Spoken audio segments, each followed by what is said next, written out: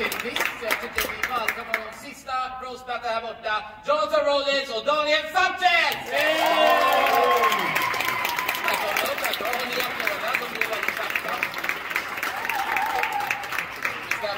För att vi bara har roastat, vi har haft vita som slåss mot varandra. Jag tänkte vi stänger inte färg på scen här också.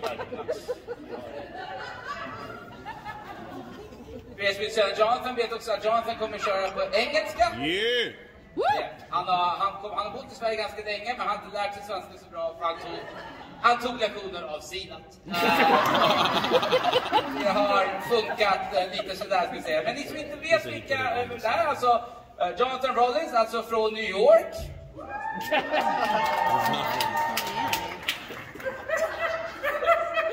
Ja, men det vet, Jonathan kom faktiskt till Sverige, han flydde faktiskt till USA på grund av att hans röv är så jävla stor att Kanye West trodde ett tag det var Kim Kardashian. Så nu jagar han honom överallt, och med det problemet så är det så tydligt att nu jagar Kanye West också Daniel Sanchez, för han tror att han är den senaste komikern som försöker knulla hans tjej. Så det är lite förvirrande där liksom så här. Ja. Men annars Daniel Sanchez, det är inte bättre. Han är lyckade projekt i Sverige som det här med att man inte kan liksom svedifiera en latte. BAM! Det går alldeles utmärkt. Från Spanien, bor i Rinkeby, och numera ser han ut. Han har blivit så woke att för svenska att han ser ut som Jimmy Åkesson, inte bara Jimmy Åkesson, som en lesbisk Jimmy Åkesson. Så jag tycker vi känner om den sista kampen. Är vi redo för kampen? Vi börjar kampen nu! Hallå, fuck you man. Jag börjar va? Härligt, kul att vara här, hörni, är det bra? Härligt, kul. Jag vill börja med att hylla Jonathan Rollins. Jag vill hylla han. Han har 2 fina barn. Han är den hårdast arbetande komikern i Sverige. Han har 4 poddar. Han gör reaction-videos på YouTube. Och han gör stand-up specials. Han skriver egna sketcher. Han har en egen studio. Fan, det är ändå wow. Det här bevisar att det spelar ingen roll hur mycket de än försöker, vad de än gör, så kommer svarta män alltid vara en frånvarande far. Spelar ingen roll. Och om ni inte tror mig, så fyller hans son Sebastian år idag. Så istället för att fira hans födelsedag med sin son, så är han här och cashar in 2 ölbiljetter och lite chilinötter. Det är härligt. Jonathan driver stand-up-klubb. Han hade en stand-up-klubb en gång i Gamla stan på en krog som hade medeltidstema. Och det var lite så, det var medeltidstema på den här restaurangen, hans stand-up-klubb. Men klubben drev bort så många gäster att ägarna började kalla Jonathan för den svarta döden. Jonathan, din stand-up-klubb har bytt ställe 5 gånger på 5 år och ändå fortsätter du köra. Din klubb är för stand-up-branschen mot vad Soran Ismail är för stand-up-branschen. Ni vill ha den. Booked at my club. Men kolla på oss, John, här står vi, eller hur? Vi har representanter från KKK och KFC. Din lilla knubbis, du är lite tjock. Att ha sex med Jonathan, det är som en protestmarsch. Det är lite frustrerande, svettigt, och någon skriker alltid I can't breathe.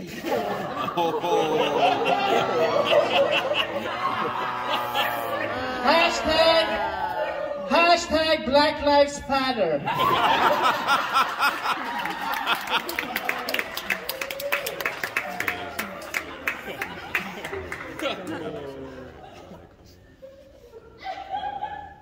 That's it? Jag är klar. Tack för mig, det var... I don't know, y'all might not recognize me. They had the wrong fucking black person on the poster and the wrong name. So I'm glad to be here. But first off, thanks to everybody for coming out. We really appreciate that. Thank you, Zena, for taking your face off ice and joining us. Hoping that this thawed out enough for you to enjoy this round of comedy. Doesn't Zena look like an Iranian jigsaw doll from Saw? She's like, let's play a game. Daniel Preciado Sanchez, my favorite Mexican. The white passing spark scholar from the Swedish hood that had to be the bully's favorite target. Daniel looks like an esports hooligan. Thanks for being here tonight, Daniel, taking time away from administrating Pornhub comment sections. You look like the tallest guy on a midget basketball team. Like a stretched out Oompa Loompa. And Daniel and I, actually, we're really good friends. I suggested that we work out together because he had the chest of a 10-year-old boy. And it was great for me because we had to take the long way home. I got extra workout because he can't go within 200 meters of a school. And now, after 6 months of hard training, as you can see, Daniel has the chest of an 11-year-old girl. You better, Daniel. He looks like a feminine wizard. We call him Fairy Potter. And the fact that your brother Michel Sanchez is the charming one says a lot about you. You have the social skills of a herpes outbreak. But you can't blame Daniel. He told me that he was neglected as a child. Apparently, I checked with Michel and your sister Natalie, and neither of them felt neglected. So apparently your parents just didn't like you. And you're the youngest. Normally the youngest is loved and spoiled, but not Daniel. And we can see it's hurt your self-esteem. I mean, look at his posture. Straighten your back up, man.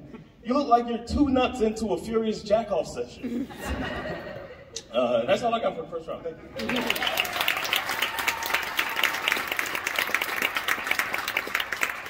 Tack Jonathan.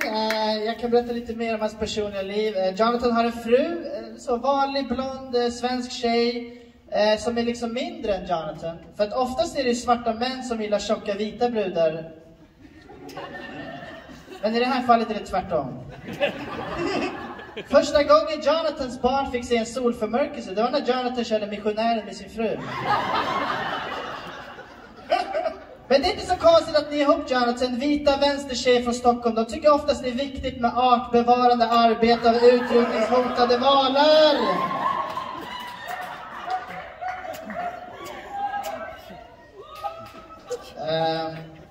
Jonathan var också rappare när han var yngre. Vad var ditt rapnamn? Dr. Dressing? Eller vad var... Thick Ross? Eller var det Machine Gun Belly? Eller var det Kendrick Lasagna? Jag vet inte. Eller kanske var det Kanye Chest Pains? Eller om du vill ha ett svenskt rapnamn hade det kunnat vara Ken Ring en ambulans, för att han är tjockis och han behöver hjälp.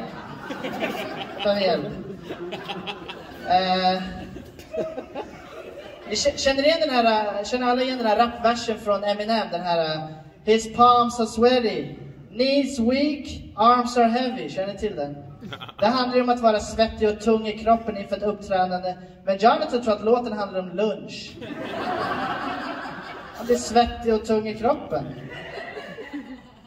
Jonathan har ju jättemånga poddar, och jag tror att jag talar för hela Sverige när jag säger att du borde ha en podcast där du bara håller käften i 5 minuter. 100 poddar och ändå står karriären i still. I got 99 podcasts, but I'm rich from none.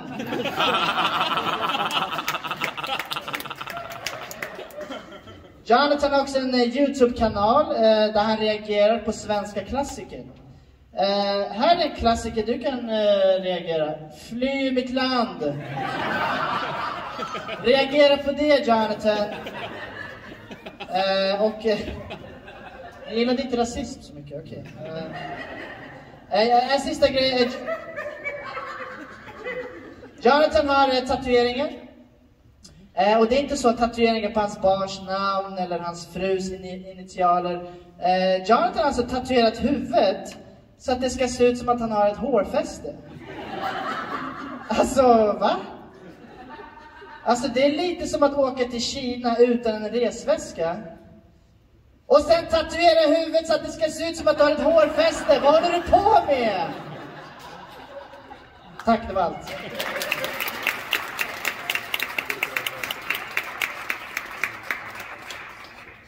A little background about Daniel. He started doing stand-up comedy 8 years ago. Daniel's father died 8 years ago as well. and that's not a coincidence.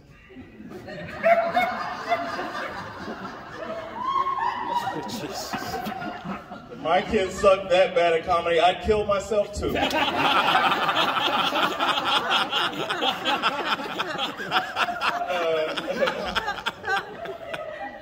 Daniel's not only a comedian, he's an actor as well. He's been in commercials like Kommentera. You might have seen him on the show Dela or Moa. And you'll soon see him on the Mexican gay romance drama, Wetback Mountain. He actually says the line, "I wish I could quit you." Congrats on the job at Svenska Nyheter. Round of applause, Daniel is writing for Svenska Nyheter. I'm really proud of you, man. I thought the only way I was going to see you on Svenska Nyheter was after a mass shooting of some sort, but that wasn't that way. You made it, man. You're living a dream. You get to go in every day and write a bunch of jokes that nobody's ever going to hear. It's like you're going on tour.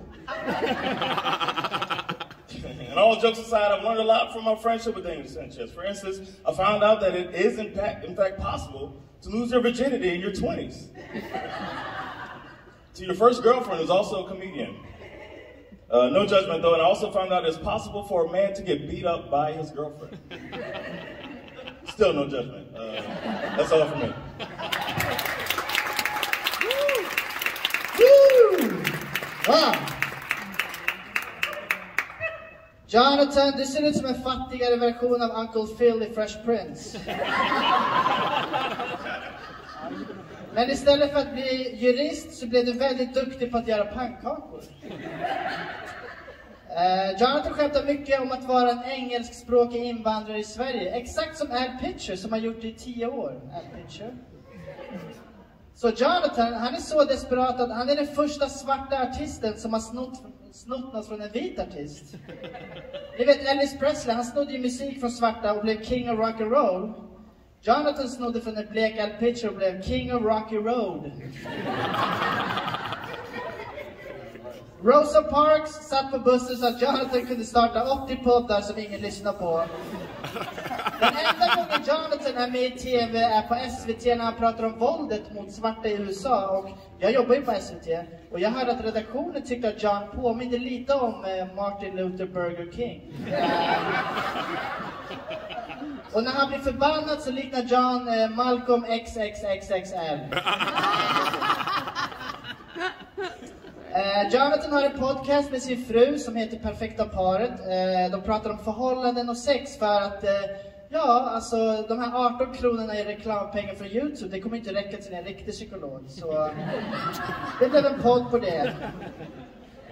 Jonathan har varit med i den amerikanska militären, men inte längre. Men än idag fortsätter ditt personliga krig mot sallad och motion. Du jobbar hårt, Jonathan, men det kommer ingen vart. Du springer, det är som att du springer ett ekorrhjul, förutom att du aldrig springer. Det är väldigt intressant. Det enda bestående avtrycket Jonathan gör i comedyvärlden, det är på våra soffor i logen.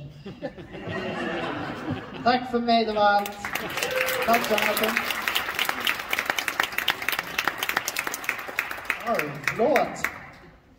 All right, so I'm out of jokes. 3 minutes is a long time to dedicate to a Spanish leprechaun.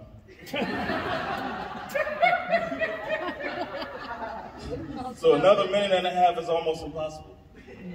I wanted to get some help with these jokes, so I asked Daniel's mom for some intel on Daniel, and she said, "Can you do these jokes that I wrote about him?"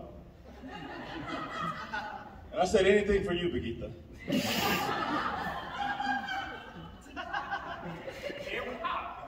No, she not. I was going to make another joke about it, but I'm not going to say it. Okay. I was going to be real mean. I didn't talk about your mom. You said the shit here. I was going to say it's not Thursday. Pablo Roberto. Something, Paulo Roberto, Daniel's mom. All right. So I said, anything for you, Birgitta, and I'm familiar with her past, so I offered to pay her for her time. And like a true old Swedish woman, she said she'd only accept a trip to Gambia as payment. So here's what Begita Sanchez had to say about Daniel. Thank you, Jonathan. I needed something like this. It's such a relief, like when Daniel was 7, I can finally get this shit off my chest. Daniel is my youngest child. When he came out of me, he was so ugly that I knew my pussy was the last one he was going to see for a very long time.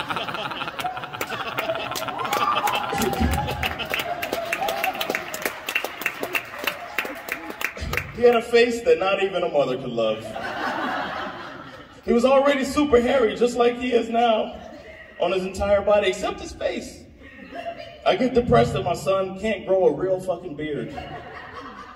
Whenever he tries, it's patchy, like he just started chemo.